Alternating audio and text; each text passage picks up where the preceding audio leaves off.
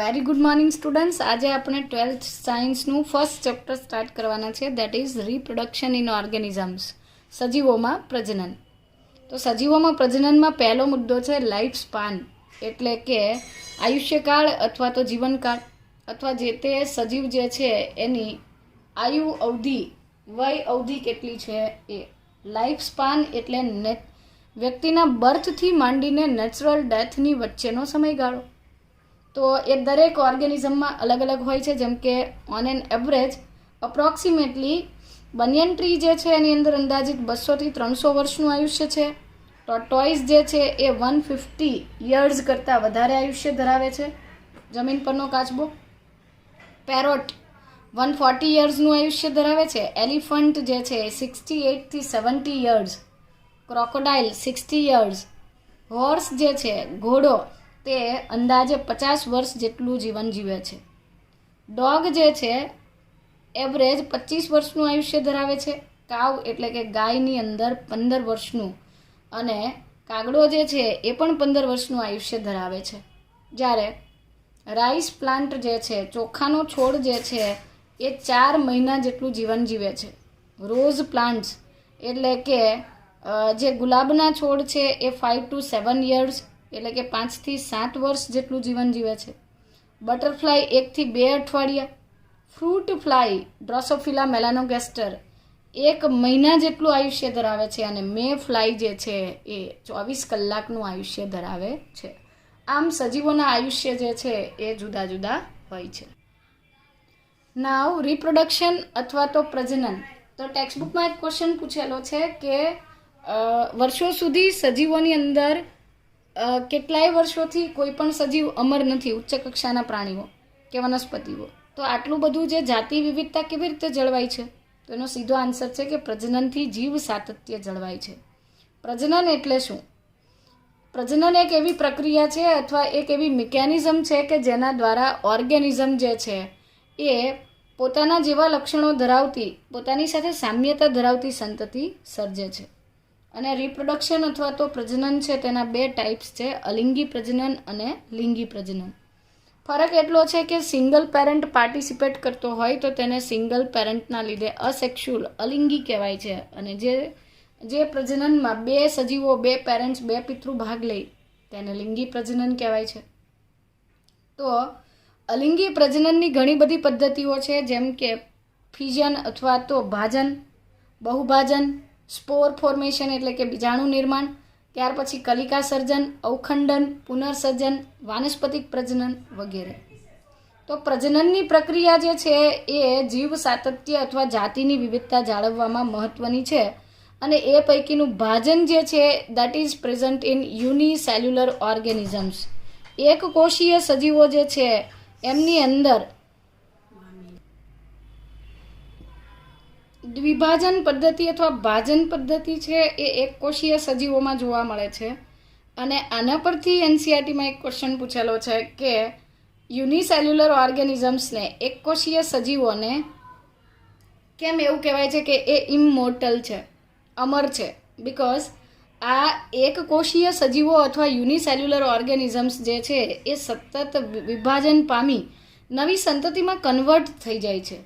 ભાજનની પ્રક્રિયાથી તે સતત ને સતત નવા સજીવો ઉમેરે છે. એમનું કુદરતી મૃત્યુ શક્ય નથી.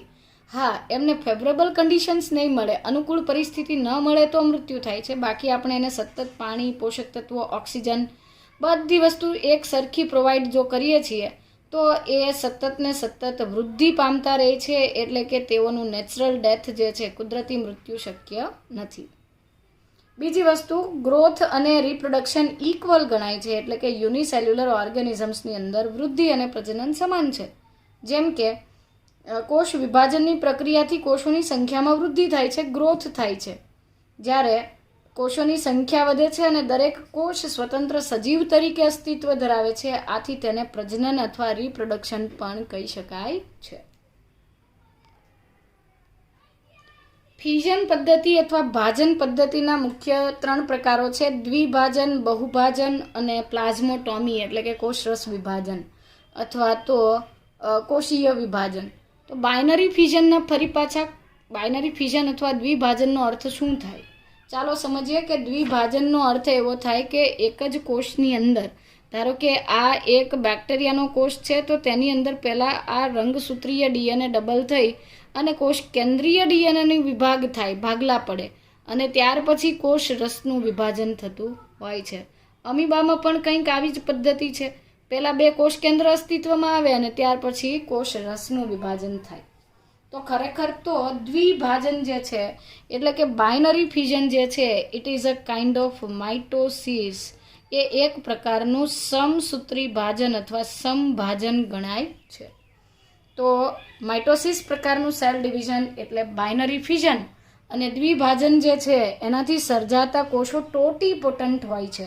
ટોટીપોટન્ટનો અર્થ થાય ટોટલ પોટેન્શિયલ, તો સંપૂર્ણ ક્ષમતા, સમગ્ર નવું શરીર સર્જવાની શક્યતા ધરાવે છે. બાઇનરી ફ્યુઝનમાં સમસૂત્રી ભાજનથી કોષ વિભાજન થાય છે, કોષ કેન્દ્રનું વિભાજન થાય છે, પણ કોષરસ વિભાજનના આધારે 4 પ્રકાર છે. સિમ્પલ બાઇનરી ફ્યુઝન એટલે કે સરળ દ્વિભાજન, લોન્જિટ્યુડિનલ બાઇનરી ફ્યુઝન એટલે કે આયામ દ્વિભાજન, ઓબ્લિક બાઇનરી ફ્યુઝન એટલે કે ત્રાંસુ દ્વિભાજન, અને ટ્રાન્સવર્સ બાઇનરી ફ્યુઝન એટલે કે અનુપ્રસ્થ દ્વિભાજન. સિમ્પલ બાઇનરી ફ્યુઝન જે છે, સાદું દ્વિભાજન જે છે, એ અમીબા અને પ્લાઝ્મોડિયમ જેવા કોષોમાં જોવા મળે છે. તો અમીબા અને પ્લાઝ્મોડિયમમાં સિમ્પલ બાઇનરી ફ્યુઝન જોવા મળે છે. સરળ દ્વિભાજન જે છે એ જોવા મળતું હોય છે. સરળ દ્વિભાજનનો અર્થ એવો છે કે અમીબામાં જ્યારે ડિવિઝન થતું હોય, કોષ રસનું વિભાજન આપણે કરીએ ત્યારે જરૂરી નથી કે આ જ રીતે કોષ રસનું વિભાજન થાય. એક જ અમીબાની અંદર કોષરસનું વિભાજન આયામધરી પર પણ થઈ શકે. એ જ અમીબા જે છે તેની અંદર કોષરસનું વિભાજન આયામધરીય થઈ શકે, અનુપ્રસ્થધરીય થઈ શકે, ત્રાંસુ થઈ શકે. કોઈ પણ ડિરેક્શન ફિક્સ હોતી નથી. તો આ પ્રકારના ડિવિઝનને સિમ્પલ બાઇનરી ફ્યુઝન તરીકે ઓળખવામાં આવે છે. સરળ દ્વિભાજન કહેવાય છે, અને એનું એક્ઝામ્પલ છે અમીબા અને પ્લાઝ્મોડિયમ. લોન્જિટ્યુડિનલ બાઇનરી ફ્યુઝનનો અર્થ થાય છે કે આયામ દ્વિભાજન, ઊભી ધરીય દ્વિભાજન થાય. આ પ્રકારનું દ્વિભાજન યુગ્લિના, વોર્ટિસેલા, ફ્લેજેલેટેડ પ્રોટોઝોઅન્સમાં થાય છે. ફ્લેજેલેટેડ પ્રોટોઝોઅન્સનો અર્થ થાય છે કશા ધરાવતા પ્રજીવો, જેમ કે ટ્રાઇપેનોઝોમા ગેમ્બ્યુસિયા અથવા ટ્રિપેનોઝોમા, લેઝમાનિયા ડોનોવની, જિયાર્ડિયા અથવા ગિયાર્ડિયા, લેઝમાનિયા, ટ્રિપેનોઝોમા અથવા ટ્રાઇપેનોઝોમા, અને ફ્લેજેલેટેડ પ્રોટોઝોઅન્સમાં તેમજ યુગ્લિના અને વોર્ટિસેલા જેવા આ બધા એક કોષીય સજીવો છે, અને તેઓ આયામ દ્વિભાજન, કોષ રસનું દ્વિભાજન લોન્જિટ્યુડિનલી થતું હોય, આયામધરી પર થતું હોય છે. ઓબ્લિક બાઇનરી ફ્યુઝન અથવા ત્રાંસુ જે ડિવિઝન છે, કોષ રસનું ત્રાંસુ વિભાજન સિરાથિયમ અને ગોનિયોલક્સ જેવા પ્રાણીઓમાં જોવા મળે છે. આ બંને યુનિસેલ્યુલર ઓર્ગેનિઝમ્સ છે અને એ પ્રોટિસ્ટા જૂથના સભ્યો છે. ટ્રાન્સવર્સ બાઇનરી ફ્યુઝન એટલે કે અનુપ્રસ્થ દ્વિભાજન, પેરામિશિયમ, ડાયટમ્સ અને બેક્ટેરિયામાં અનુપ્રસ્થ ધરી પરથી કોષ રસનું વિભાજન થાય છે. તો આ પ્રકારનું વિભાજન પેરામિશિયમ, ડાયટમ્સ અને બેક્ટેરિયામાં જોવા મળે છે. દ્વિભાજન પછી ફ્યુઝન અથવા તો ભાજનના બીજા 2 પ્રકારો સમજીએ, મલ્ટિપલ ફ્યુઝન અને પ્લાઝ્મોટોમી. મલ્ટિપલ ફ્યુઝન અને પ્લાઝ્મોટોમી એ ફ્યુઝન અથવા ભાજનના જ પ્રકાર છે, પરંતુ મલ્ટિપલ ફ્યુઝનમાં સૌ પ્રથમ તો કોષકેન્દ્રનું વિભાજન થાય છે. વારંવાર કોષકેન્દ્ર વિભાજન થઈ અને ઘણા બધા કોષકેન્દ્ર અસ્તિત્વમાં આવે છે, અને બાદમાં કોષરસ વિભાજનથી એક સાથે ઘણા બધા બાળ સજીવો મુક્ત થાય છે, અને આ પ્રકારનું પ્રજનન પ્લાઝ્મોડિયમ, મોનોસિસ્ટિસ અને અમીબામાં જોવા મળે છે. તો અમીબાની અંદર બહુભાજન જે છે એ અનફેવરેબલ કન્ડિશન્સમાં, એટલે કે અનુકૂળ પરિસ્થિતિ ન હોય, પ્રતિકૂળ સંજોગોમાં થતું હોય છે. તો પ્લાઝ્મોડિયમની અંદર 3 પ્રકારની પ્રજનન પદ્ધતિ જોવા મળે છે. પ્લાઝ્મોડિયમ જે છે એ સિમ્પલ બાઇનરી ફ્યુઝન દર્શાવે છે, મલ્ટિપલ ફ્યુઝન દર્શાવે છે, પ્લાઝ્મોટોમી પણ દર્શાવે છે. આમ પ્લાઝ્મોડિયમ જે છે એની અંદર અલગ અલગ રીતે બાઇનરી ફ્યુઝન અથવા મલ્ટિપલ ફ્યુઝન કે પ્લાઝ્મોટોમી થતું હોય. પ્લાઝ્મો અને ટોમી, પ્લાઝ્મો મતલબ સાઇટોપ્લાઝમ અને ટોમી મતલબ કટ કરવું, તોડવું. પહેલાં સાઇટોપ્લાઝમ તૂટે અથવા વિભાજન પામે છે, તો આ પ્રકારની પદ્ધતિ અથવા પ્લાઝ્મોટોમીમાં cytoplasmic division is followed by nuclear division, એટલે કે પહેલાં કોષરસ વિભાજન થાય છે અને તેને અનુસરીને કોષકેન્દ્રનું વિભાજન થતું હોય છે. આ પ્રકારનું વિભાજન ઓપેલિના, પ્લાઝ્મોડિયમ અને પીલોમિક્ઝામાં જોવા મળે છે. જે પૈકી ઓપેલિના જે છે એ ફ્રોગના ગટમાં એટલે કે દેડકાના પાચન માર્ગમાં જોવા મળતું એક કોષીય સજીવ છે. હવે સમજીએ સ્પોરુલેશન એટલે કે બીજાણુ નિર્માણ. બીજાણુ બનવાની જે મિકેનિઝમ છે તેને સ્પોર ફોર્મેશન અથવા તો સ્પોરુલેશન કહેવાય છે. બીજાણુ નિર્માણ એવી પ્રક્રિયા છે કે જેમાં સંભાજનથી દ્વિકીય કોષો વિભાજન પામીને નવી સંતતિ સર્જે છે, એટલે કે માઇટોસિસની પ્રોસેસથી નવી ઓફસ્પ્રિંગ સર્જાય છે. આ પ્રકારનું જે સ્પોર ફોર્મેશન છે એ અમીબામાં પ્રતિકૂળ સંજોગોમાં જોવા મળતું હોય છે. તો ચાલો આકૃતિ પરથી સમજીએ કે અમીબાની અંદર આવું સુડોપોડિયો સ્પોર બનવાની મિકેનિઝમ. આ અમીબા છે કે જે ખોટા પગ ધરાવતું એક સજીવ છે અને અનફેવરેબલ કન્ડિશનમાં આ અમીબા પોતાના ખોટા પગને વિડ્રોલ કરી અને ગોળાકાર બને છે, વર્તુળાકાર બને છે. વર્તુળાકાર અમીબા જે છે એ બાદમાં પોતાની ફરતે એટલે કે કોષની ફરતે ત્રિસ્તરીય આવરણનો સ્ત્રાવ કરે છે. આ 3 લેયર્ડ સ્ટ્રક્ચર જે બને છે એ મજબૂત એન્વેલપ છે, રક્ષણાત્મક કવચ છે. અને આ જે રક્ષણાત્મક કવચ છે આ બનવાની મિકેનિઝમ આને સિસ્ટ અથવા કોસ્ટ કહેવાય છે.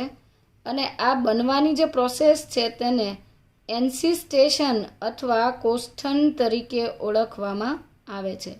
એન્સિસ્ટેશન અથવા કોષ્ઠન. સિસ્ટ બની ગયા પછી અંદરની દિવાલમાં કોષ કેન્દ્ર જે છે એ શરૂઆતમાં બહુભાજનથી ખાસ તો બહુભાજનની પ્રક્રિયાથી ઘણા બધા કોષ કેન્દ્ર બને છે. અને ખરેખર અમીબાની અંદર તો આ બહુભાજન પદ્ધતિ છે, પરંતુ આની ફરતે સિસ્ટ અથવા તો કોષ્ઠન થતું હોવાથી તેને આપણે બીજાણુ નિર્માણ પણ કહી શકીએ. બહુભાજનથી તે ઘણા બધા કોષ કેન્દ્ર બનાવે છે.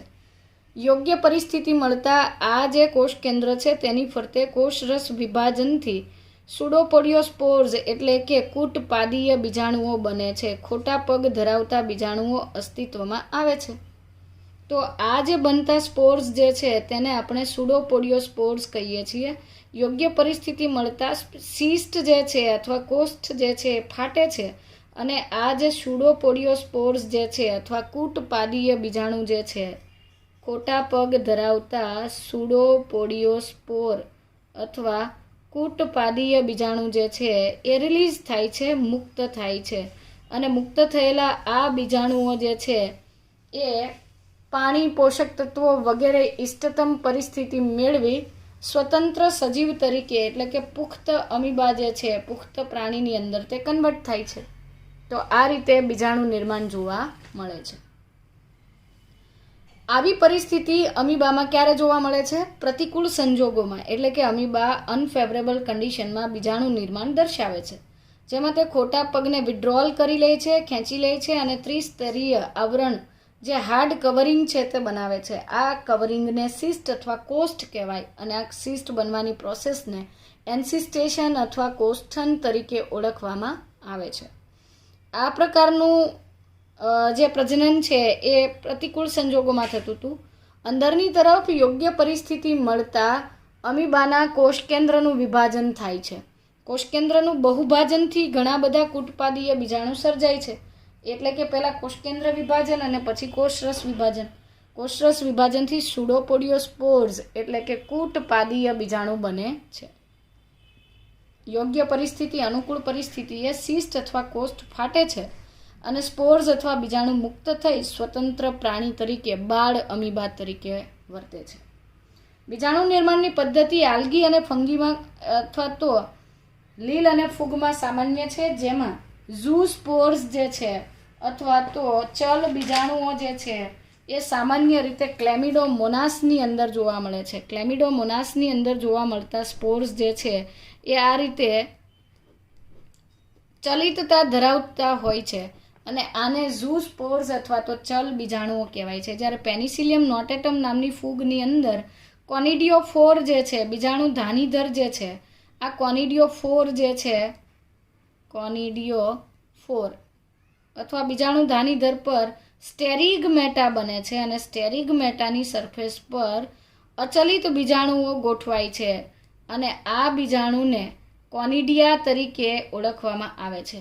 પવન અથવા તો હવાના પ્રવાહ સાથે આ કોનિડિયા બીજાણુઓ છૂટા પડે છે, વિખેરાય છે, વિકિરણ પામે છે અને યોગ્ય પરિસ્થિતિમાં તેઓ અંકુરિત થઈ નવો સુકાય બનાવે છે. તો ઝૂસ્પોર્સ જે છે એ ક્લેમિડોમોનાસ નામની લીલમાં જોવા મળે છે. ક્લેમિડોમોનાસમાં ઝૂસ્પોર જે છે એ આવેલા હોય છે અને જ્યારે પેનિસિલિયમ નોટેટમ નામની ફૂગ જે છે તેની અંદર કણી બીજાણુ અથવા કોનિડિયા આવેલા હોય છે. બીજાણુ નિર્માણના અન્ય ઉદાહરણમાં મોનેરા, પ્રોટિસ્ટા, આલ્ગી અને ફંજાઈ.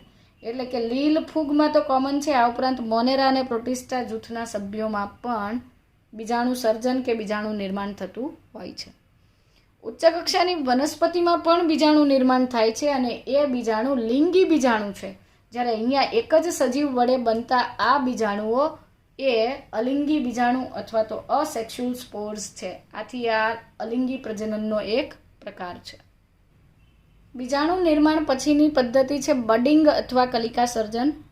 નવા સજીવો સંભાજન દ્વારા સર્જાય છે. શરૂઆતમાં પિતૃદેહ પર નાનો બહિર્ગત પ્રવર્ધ ઉદ્ભવે. એટલે ખરેખર કલિકા સર્જનની બે પદ્ધતિ છે. બાહ્ય કલિકા સર્જન એટલે આ બાહ્ય કલિકા સર્જન છે, આના પછી આપણે અંતઃ કલિકા સર્જન સમજીશું. તો બીજાણુ નિર્માણ પછી આપણે કલિકા સર્જનની વાત કરતા હતા કે નવા સજીવોમાં સંભાજનથી નવો દેહ બને છે. શરૂઆતમાં પિતૃદેહ પર નાનો બહિર્ગત પ્રવર્ધ સૂક્ષ્મ સજીવ તરીકે મિનિએચર તરીકે વિકસે છે.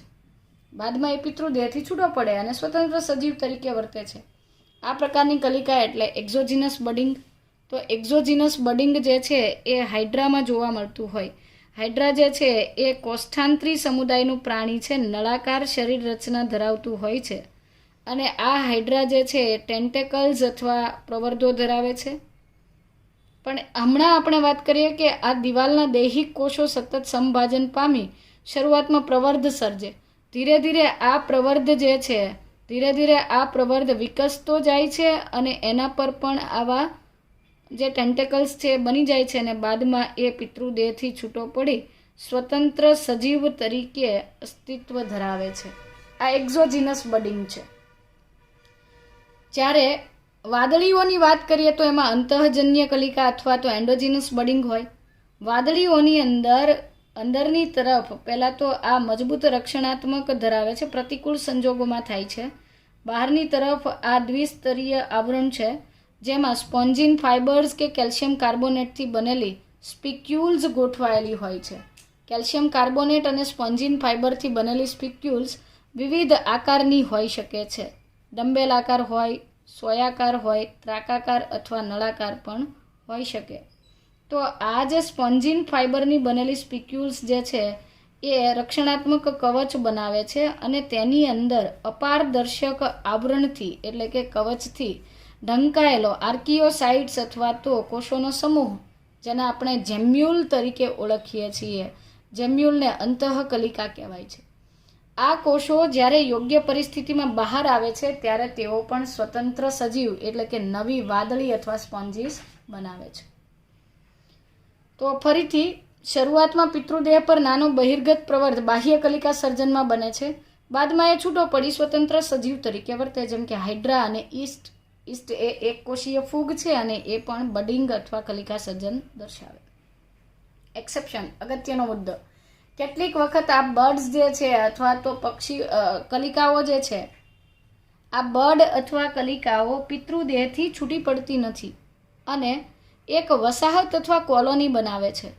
આવા પ્રકારનું બડિંગ જે છે એ ઓબેલિયામાં જોવા મળે છે.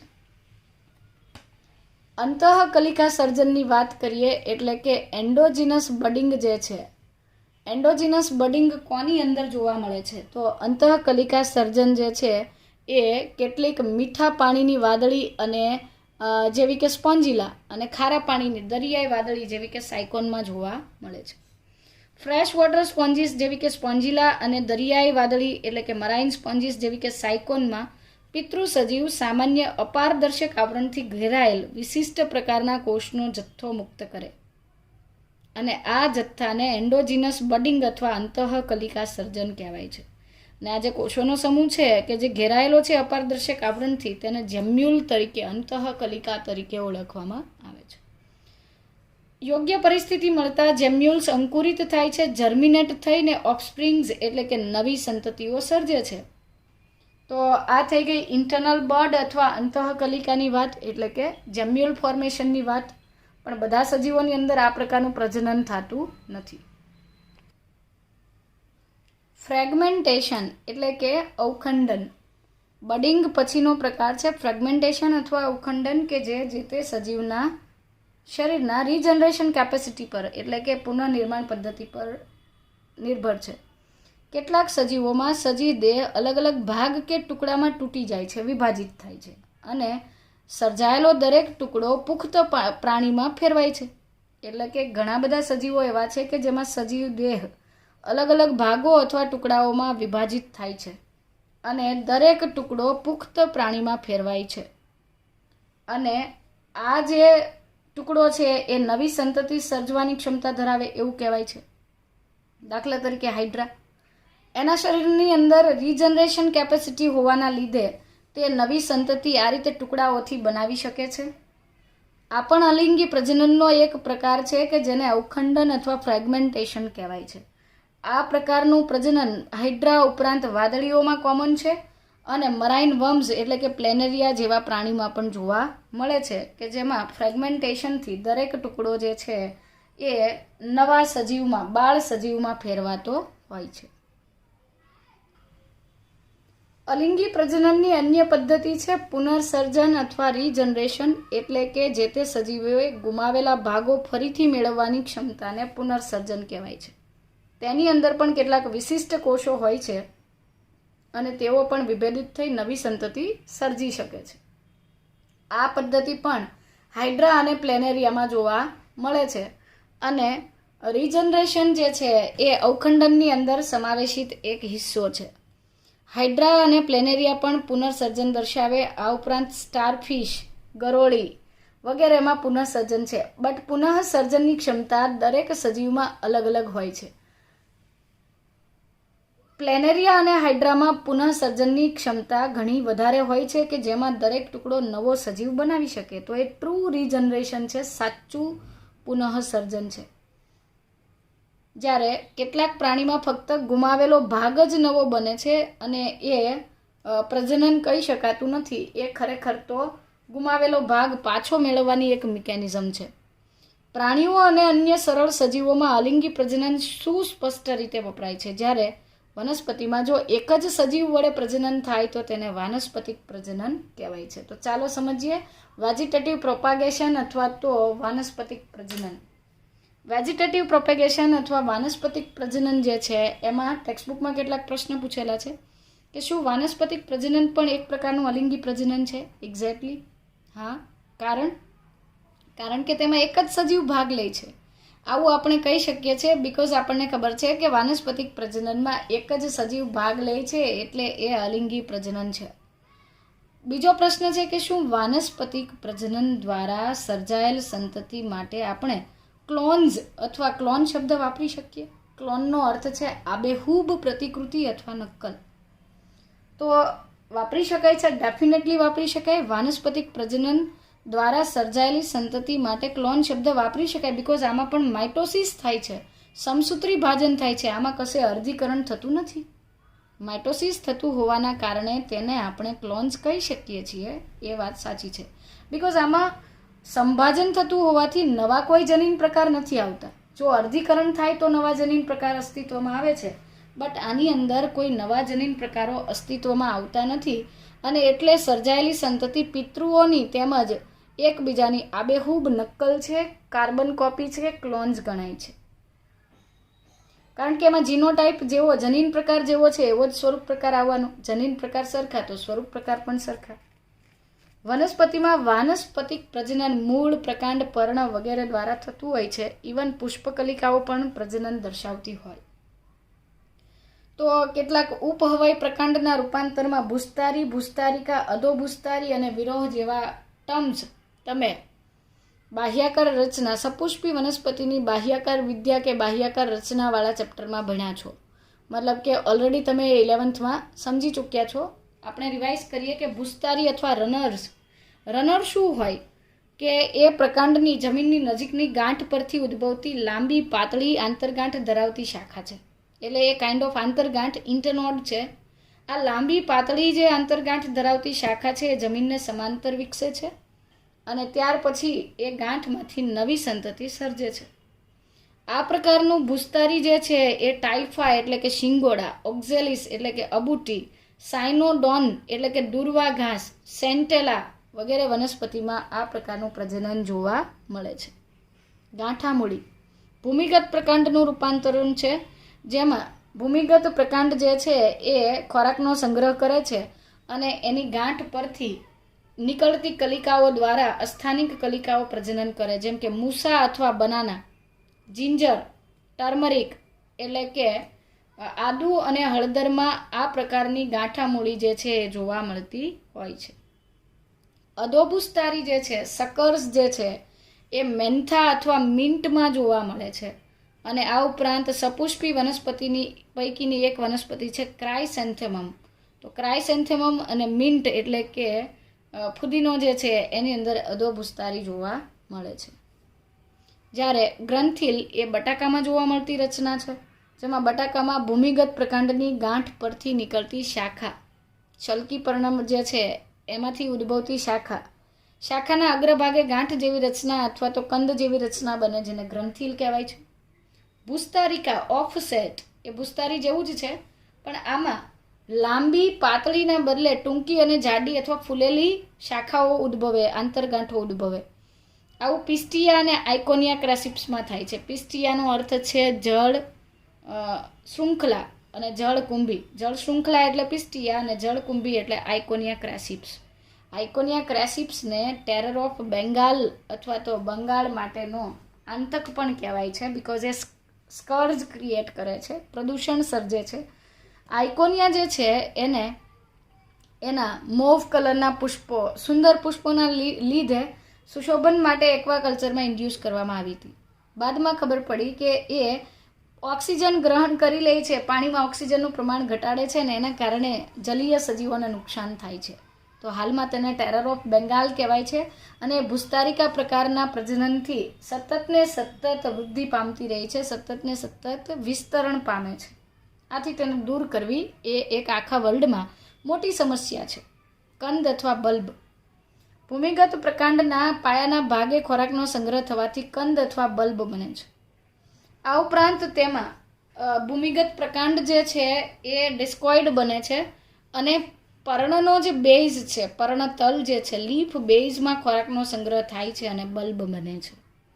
ડુંગળીને આવૃત કંદ કહેવાય છે અને જે લસણ છે એને સંયુક્ત આવૃત કંદ કહેવાય છે. ટ્યુનિકેટેડ બલ્બ અને કમ્પોઝિટ ટ્યુનિકેટેડ બલ્બ. તો એ શલ્કી પર્ણોથી આવૃત રચનાઓ છે, એ પણ ઉગાડી શકાય એવી રચનાઓ ગણાય છે.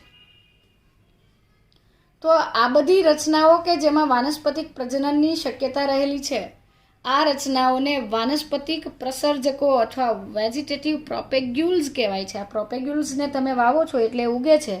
અને હવે એણે સ્પષ્ટતા કરી કે સ્વાભાવિકપણે વાનસ્પતિક પ્રજનનમાં વપરાતી રચનાઓ અથવા વાનસ્પતિક પ્રજનનમાં નવી રચનાના સર્જનમાં બે પિતૃ તો ભાગ નથી જ લેતા, ડેફિનેટલી. હવે બે પિતૃ ભાગ નથી લેતા, સિંગલ પેરેન્ટ બનાવે છે, તો એ પણ તેમાં સમાવિષ્ટ પ્રક્રિયાઓ સામાન્ય રીતે અલિંગી કહેવાય. એટલે કે આ પ્રકારની પ્રજનન પદ્ધતિને પણ અસેક્સ્યુઅલ રિપ્રોડક્શનમાં મૂકી શકાય છે. એ પણ અલિંગી પ્રજનનનો એક પ્રકાર જ ગણાય છે. આમ છતાં આમાં કોઈ વિશેષ ભાગથી નવી સંતતિ સર્જાય છે, એટલે એને જુદું પાડવા માટે વેજીટેટિવ પ્રોપેગેશન અને એના માટેના જે પ્રસર્જકો છે એને વેજીટેટિવ પ્રોપેગ્યુલ્સ કહેવામાં આવે છે. વધારે ડિટેલમાં ઉદાહરણ જોઈએ તો બટાકાના ગ્રંથિલ પરની કલિકા અથવા આંખ જે છે, એવી જ રીતે કેળ અને આદુની ગાંઠા મૂળીમાંથી નવા છોડ ઉત્પન્ન થાય છે, એટલે એ વાનસ્પતિક પ્રજનન થાય. ઉપરયુક્ત જણાવેલ વનસ્પતિમાં જ્યારે તમે કાળજીપૂર્વક પ્રાંકુર અથવા નવી વનસ્પતિના સર્જનની જગ્યા નક્કી કરો ત્યારે તમે નોંધશો કે રૂપાંતરિક પ્રકાંડમાં રહેલી ગાંઠોમાંથી તે ઉદ્ભવે છે. એટલે કેળ અને આદુ જે છે એને આપણે યોગ્ય જગ્યાએ વાવતા હોઈએ ત્યારે એની બાજુમાં નવા છોડ ઉદ્ભવે ત્યારે ધ્યાનથી આપણે ઓબ્ઝર્વ કરી શકીએ કે નવી સંતતિઓ જે છે એ રૂપાંતરિત પ્રકાંડમાં રહેલી ગાંઠ પરથી ઉદ્ભવે છે. જ્યારે નોડ્સ અથવા ગાંઠ જે છે એટલે આપણને ખબર છે કે ગાંઠમાંથી ઉદ્ભવે તો ગાંઠને આપણે ભીની જમીન કે પાણીના સંપર્કમાં રાખવાની છે. આ ગાંઠ જ્યારે ભીની જમીન અથવા પાણીના સંપર્કમાં આવે છે ત્યારે તે મૂળ અને નવા છોડ વિકસાવે છે. આ જ રીતે પાનફૂટીની પર્ણ કિનારીએ રહેલી આવી ખાંચમાંથી અસ્થાનિક કલિકા ઉદ્ભવે છે. તો પાનફૂટી જે છે અથવા બ્રાયોફાઇલમ જે છે, આ બ્રાયોફાઇલમ એ ખંડિત પર્ણ ધરાવતી વનસ્પતિ છે અને એ ખંડિત પર્ણ જે છે એની ખાંચમાં અસ્થાનિક કલિકા એડવેન્ટિશિયસ જે બડ રહેલી છે એ અંકુરિત થઈ નવી સંતતિ સર્જે છે અને એ સંતતિ બાદમાં છૂટી પડી અને નવા દેહમાં અથવા તો સ્વતંત્ર સજીવ તરીકે વિકસે છે. તો આ ક્ષમતાનો ઉપયોગ બહોળા પ્રમાણમાં વ્યાપારિક ધોરણે ઉત્પાદનમાં વધારો કરવા માટે અથવા પ્રોપેગેશન માટે થાય છે, પ્રસર્જન માટે થાય છે. તો ફરીથી વાનસ્પતિક પ્રજનનની આ પદ્ધતિ અથવા તો આ ક્ષમતાનો બહોળા પ્રમાણમાં ઉપયોગ કોણ કરે છે? તો બહોળા પ્રમાણમાં ઉપયોગ માળી અને ખેડૂત વડે થતો હોય છે ઉત્પાદનમાં વધારો કરવા. તો વનસ્પતિના વ્યાપારિક ધોરણે ઉત્પાદન કે પ્રોપેગેશન માટે માળી અને ખેડૂતો દ્વારા થાય છે. એ નોંધવું રસપ્રદ છે કે આ સરળ કક્ષાનું આયોજન ધરાવતા સજીવો જેવા કે લીલ અને ફૂગમાં પણ અલિંગી પ્રજનન પદ્ધતિ સામાન્ય રીતે હોય છે. સર્વસામાન્ય મેથડ તો એ જ છે કે લીલ અને ફૂગ જે છે એ અલિંગી પ્રજનન દર્શાવે છે, પરંતુ પ્રતિકૂળ પરિસ્થિતિ સર્જાય ત્યારે પ્રતિકૂળ પરિસ્થિતિમાં તેઓ લિંગી પ્રજનન પણ દર્શાવે છે, સેક્સ્યુઅલ રિપ્રોડક્શન પણ દર્શાવે છે. અને આમાં તમને પ્રશ્ન કરેલો છે કે તમે શોધી કાઢો કે આ સજીવો પ્રતિકૂળ સ્થિતિમાં જીવન ટકાવવા માટે, જીવિત રહેવા, લિંગી પ્રજનન કરવા માટે એને મતલબ પ્રતિકૂળ પરિસ્થિતિમાં રહેવા માટે એને લિંગી પ્રજનન શા માટે મદદ કરે છે? કેવી રીતે લિંગી પ્રજનન એને ક્ષમતા આપે છે? અને શા માટે આવી પદ્ધતિથી અથવા આવી પરિસ્થિતિ હોય, ફેવરેબલ કન્ડિશન ન હોય ત્યારે લિંગી પ્રજનન કેમ થાય છે, અલિંગી કેમ નહીં? એટલા માટે કે લીલ અને ફૂગ અલિંગી પ્રજનન સામાન્ય રીતે દર્શાવતી હોય બટ અનફેવરેબલ કન્ડિશનમાં તેઓ લિંગી પ્રજનન કરે. સીધી વાત છે, સેક્સ્યુઅલ રિપ્રોડક્શન અથવા લિંગી પ્રજનનમાં જન્યુનું સર્જન થાય છે. જન્યુના નિર્માણ વખતે અર્ધીકરણ થાય છે. અર્ધીકરણથી ભિન્નતા સર્જાય એટલે કે નવા જનીનો આવે. નવા જનીન પ્રકારોને કારણે સર્જાતી સંતતિમાં કેટલીક નવી લાક્ષણિકતા હોઈ શકે કે જે પ્રતિકૂળ પરિસ્થિતિનો સામનો કરવામાં, પ્રતિકૂળ સ્થિતિની સામે રેઝિસ્ટ કરવામાં મદદ કરી શકે. તો ભિન્નતા મેળવવા માટે અથવા પ્રતિકૂળ પરિસ્થિતિ સામે ટકી રહેવા માટે જરૂરી ભિન્નતા પ્રાપ્ત કરવા માટે આવા સરળ સજીવોની અંદર લિંગી પ્રજનન થાય છે. બીજો પ્રશ્ન છે કે લિંગી પ્રજનન આવી પરિસ્થિતિમાં કેમ થયું?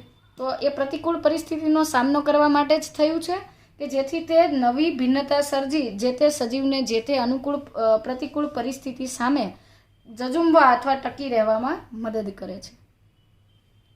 ઉચ્ચ કક્ષાની વનસ્પતિ દ્વારા અલિંગી તેમજ લિંગી પ્રજનન દર્શાવવામાં આવે છે, જ્યારે બીજી બાજુ મોટા ભાગના પ્રાણીમાં તો ફક્ત લિંગી પ્રજનન થાય છે. કેમ?